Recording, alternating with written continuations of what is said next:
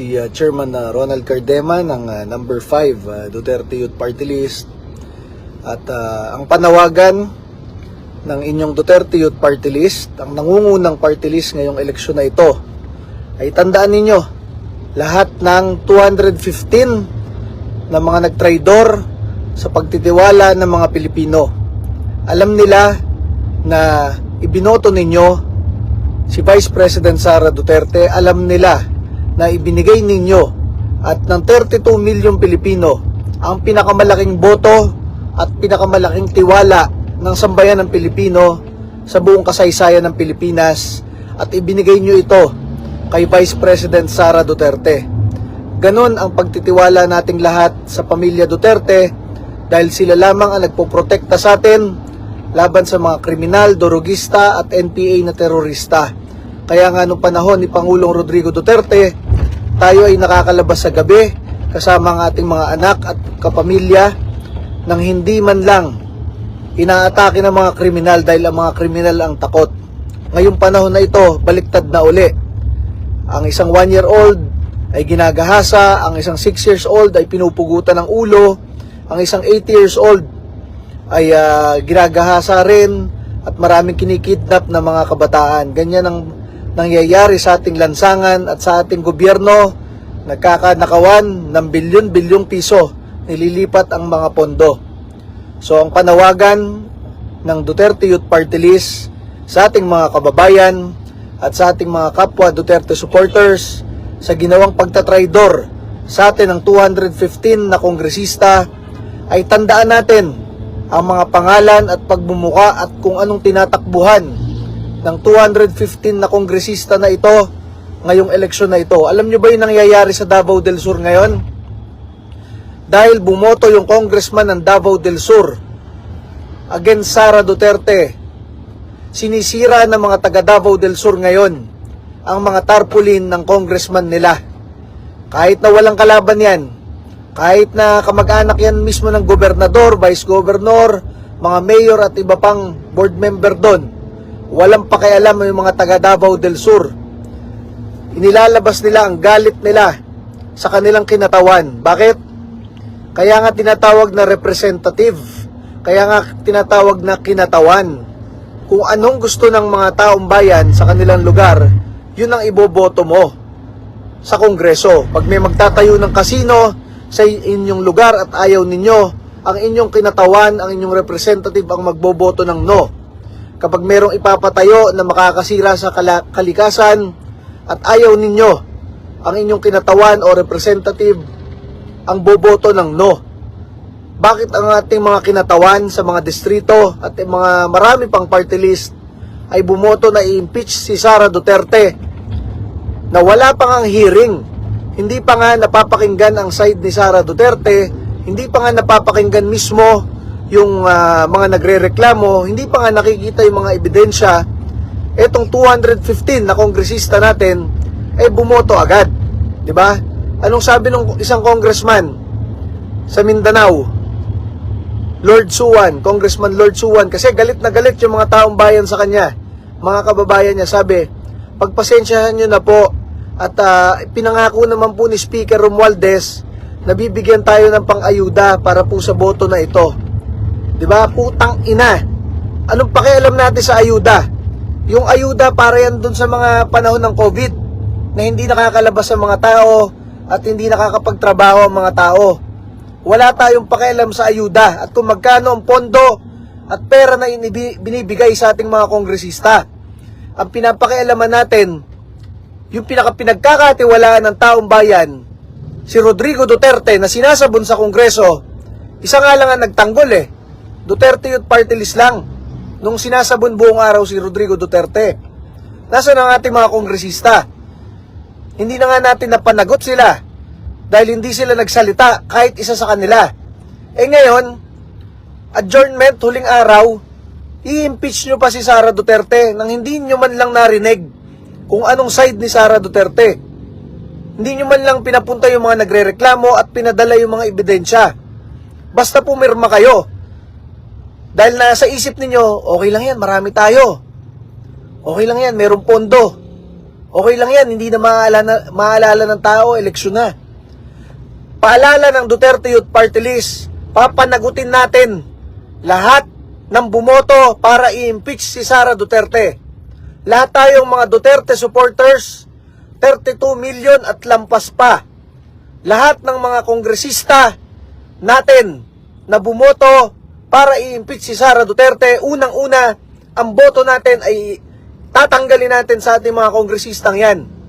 Kahit sila lang ang tumatakbo sa ating distrito at sa ating probinsya, hindi natin iboboto yung mga yan. Ipapakita natin yung sampal ng taong bayan. Pangalawa, baka akala nila tayong mga Duterte supporters lang ang hindi boboto sa kanila. Tayo pa ang mag-iikot sa ating mga syudad, distrito at probinsya para manawagan na hindi sila iboto. Akala nila, pabayaan mo na, hindi pansin yan. Ang dami nating mag-i-impeach kay Sara. Tatandaan natin yung mga yan at mananagot sila sa atin ngayong eleksyon na ito. Meron tayong 95 days para panagutin ang mga ito. Ikakampanya natin na mawala ang mga boto natin sa kanila. Ikakampanya natin na yung mga neutral lang na tao sa ating distrito at sa ating probinsya ay hindi rin bumoto sa kanila. Bakit? Kapag ang isang politiko, isang kongresista ay walang utang na loob, walang paninindigan, hindi man lang magpasalamat sa presidente na talagang nagsaayos ng kanilang mga probinsya at ng ating bansa, tinanggal ang mga durugista at kriminal na nambibiktima sa kanilang mga kababayan ng 6 na taon, at binigyan sila ng maraming proyekto, pantulong sa kanila at pantulong sa atin, at ngayon nagbaliktara na, babalingbing na, kakasuhan pa, iboboto pa na matanggal si Sara Duterte. Hindi na tayo nagtitimpi ngayon. Sumobra sila sa kanilang pag-impeach kay Sara Duterte. Tayo sa Duterte Youth Party List, sa buong bansa, tayo ang nangungunang party list ngayon. Magkakaroon tayo ng 3 kongresista. Ang gagawin lang, isa mangangampanya kay Sara sa Luzon, isa sa Visayas, at isa sa Mindanao ngayong 3 taon na ito para maging presidente si Sara Duterte sa tulong ninyo. At itong mga kongresistang balingbing na ito, mga putang ina ninyo, pag kayo nakita namin sa Malacanang, talagang sasampigayin namin kayo at susuntukin. Sino magpapaalala sa amin? Lahat ng inyong constituent na alam kung bumoto kayo kay Sara Duterte o hindi. 215 kayo. Hindi kakalimutan ng sambayan ng Pilipino ang inyong ginawa noong isang araw. Muli, sinasabi natin mula sa Duterte Youth Party List, lahat ng kongresista na bumoto para i-impeach si Sara Duterte nang hindi man lang dumaan sa committee sa Kongreso para mapakinggan ang mga ebidensya, pumirma na lamang, lahat yan ay tatanggalan natin ang boto ng mga Duterte supporters. Pangalawa, ikakampanya pa natin sa mga neutral lang sa ating bayan, yung mga walang pakialam sa politika sa bansa, ikakampanya pa natin na huwag sila iboto. Ipapatalo natin ang karamihan sa mga yan. Wala tayong pakialam kung sila lang ang kandidato sa ating probinsya at sa ating distrito, ipapakita pa rin natin ang galit ng taong bayan. Pangalawa, yung mga senador ng Marcos administration na yan, ipapatalo natin yan.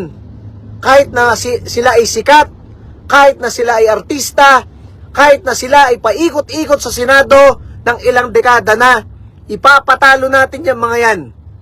Kasalanan nila yan na sumama sila kay Marcos at kay Romualdez.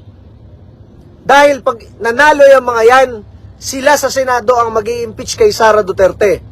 Kaya ipapatalo natin yung mga yan. Tayo ay nananawagan sa lahat ng Duterte supporters sa buong bansa na huwag iboto lahat ng kandidato ng administrasyon sa Senado. Dahil pag nanalo yung mga yan, sila ang mag-i-impeach kay Sara Duterte sa Senado.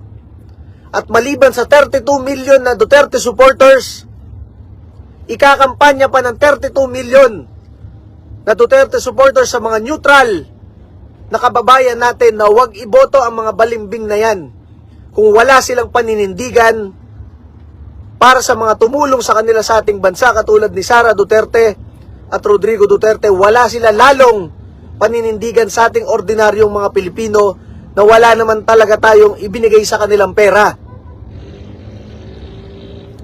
Pangatlo, tingnan ninyo kung sino yung mga prosecutor galing Kongreso na magiging prosecutor sa impeachment. Mga kongresista yan, halos 10. Lahat yan ipapatalo natin. Dahil pag yan nanalo, sila ang magiging prosecutor.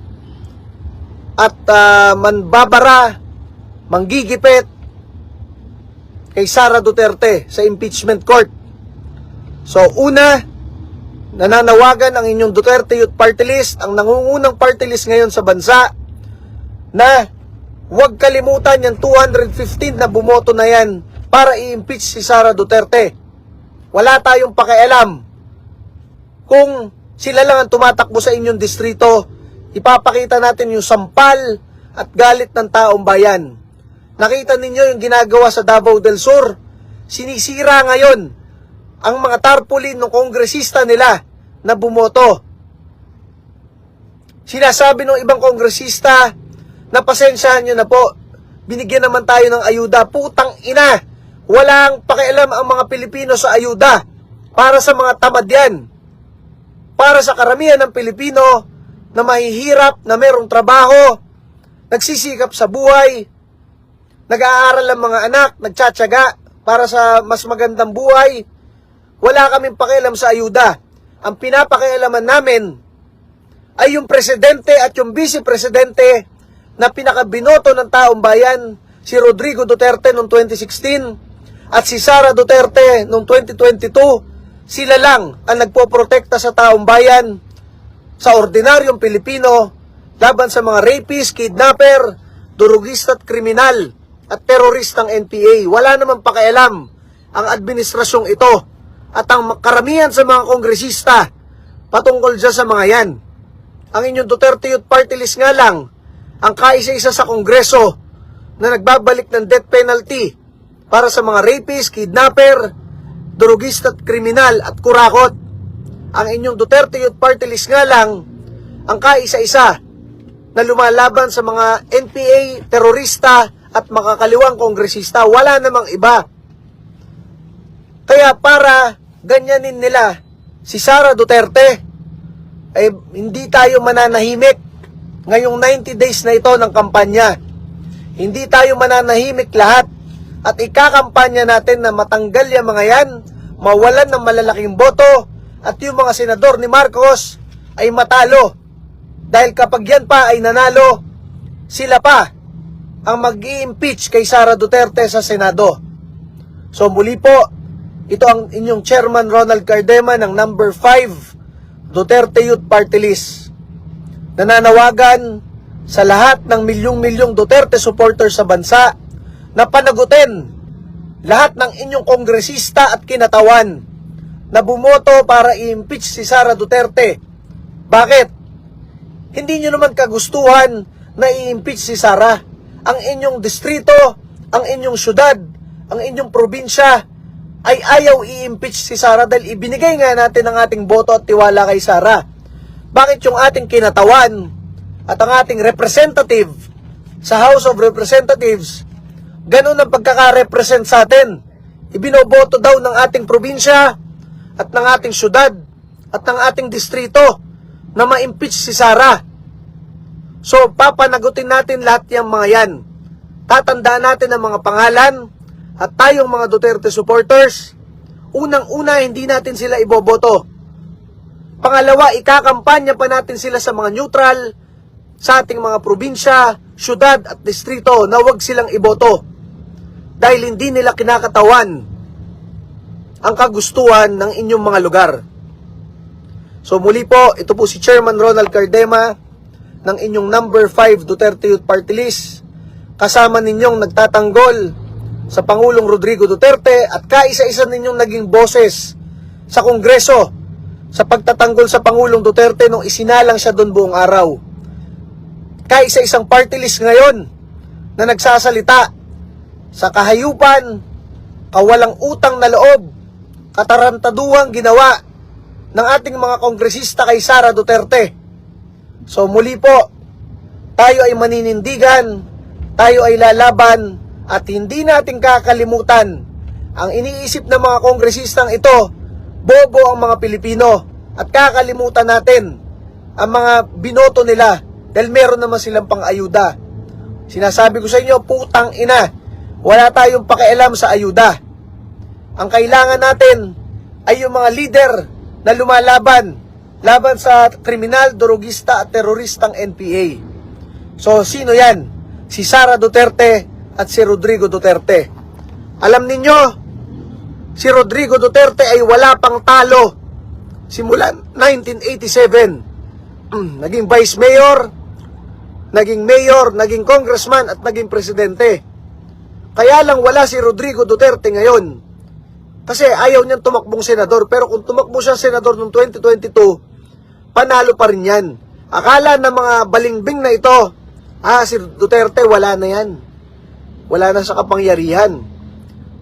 Nakalimutan ninyo, wala pang talo si Rodrigo Duterte. At ang kanyang anak Sara Duterte ang binigyan ng pinakamalaking boto ng taong bayan. Ito, pakimura nga itong isang to. Ang pangalan Nathan Oliveros, putang ina mo, ha? Pupunta-punta ka dito sa Duterte site na ito at makiki-anti-Duterte ka. Kung hindi ka ba naman bobo, alam mo na mas marami ang Duterte supporters. I-report nyo tong Nathan Oliveros na ito. Sisingit pa dito sa atin. Wala ka kasing mapuntahan. Wala kayong ganito na mga party list na nagsasalita. So muli, ito ang inyong chairman Ronald Cardema ng number 5 Duterte Youth Party List. Paalala ko sa inyo, huwag niyong kalimutan lahat ng kongresistang tumarantado kay Sara Duterte. Dahil kayo ang magpapaalala kay Pangulong Sara Duterte na ang kongresistang iyan ay bumalingbeng at bumoto para matanggal siya. Baka kasi pag nanalo si Sara Duterte'ng presidente, gaganyan-ganyan pa yan, ha? So, muli po, ito si Chairman Ronald Cardema ng inyong number 5 Duterte Youth Party List. Patuloy na naninindigan, kasama ninyo, lumalaban ngayong eleksyon na ito para ipagtanggol ang Pangulong Rodrigo Duterte, ang ating susunod na Pangulo Sara Duterte, ang ating mga pulis, sundalo, tropa ng gobyerno at mamamayang Pilipino laban sa mga kriminal, durugista, terorista at mga tarantado sa gobyerno, mga kurakot, mandarambong. Napapanagutin natin lahat. Itong mga kongresistang balingbing na ito, mga putang ina ninyo,